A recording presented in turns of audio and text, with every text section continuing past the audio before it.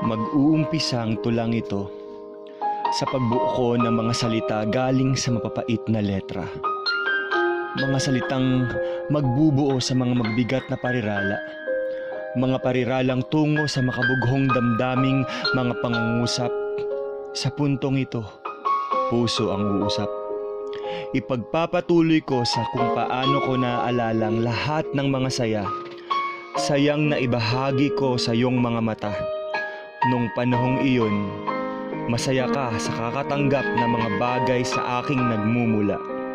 At mula sa iyong mga mata ay galak ang mga kusang napunla sa puso kong mababawang tuwa. Nangako ka, aalagaan mo ako.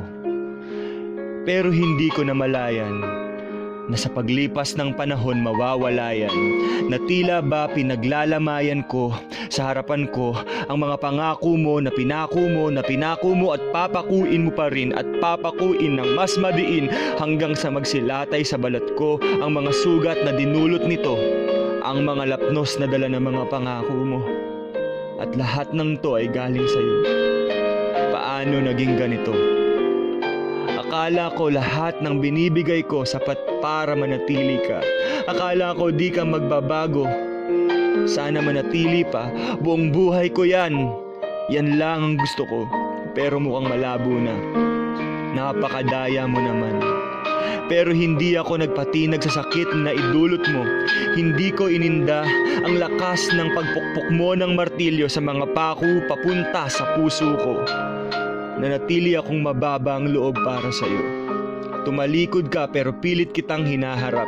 Nagtatago ka pero nagsusumikap akong maghanap sa lupa, sa tubig, maging sa mga ulap. Hindi ako napagod kakahanap.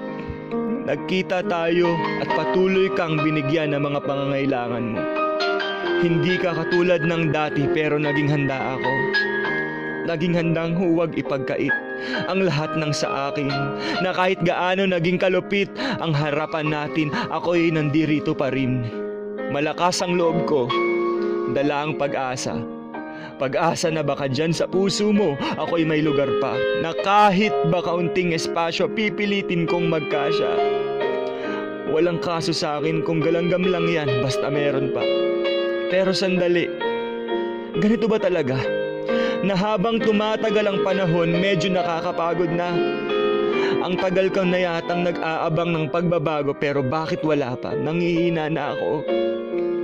Mukhang hindi rin magtatagal at wala na akong kayang ibigay sa'yo. Ang pagkatayog-tayog kong mga puno, inisa-isa mo. Ang kulay asul kong mga tubig, naging likidong abo. Ang berde kong kapaligiran, lahat na kalbo.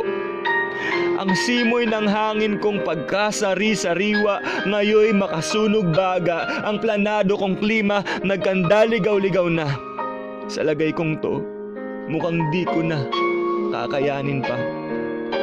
Konting-konti na lang at di ko nakakayanin. Kaya sana kung mawala na ako, ako'y patawarin. Sa oras na ako'y lisanin at wala na akong maibibigay pa, sana maintindihan nyo kung sino ang tunay na may sala. Sinasampal ako ng katotohanang wala kayong pakialam. Sinasakal ako ng katunayang hanggang dito lang. Sinasaksak ako ng mga pangako nyo. Pinapatay ako ng mga aksyon nyo. Parang awa nyo na. Tanawin nyo ang halaga ko. Napakasakit magbigay, ngunit hindi binibigyan.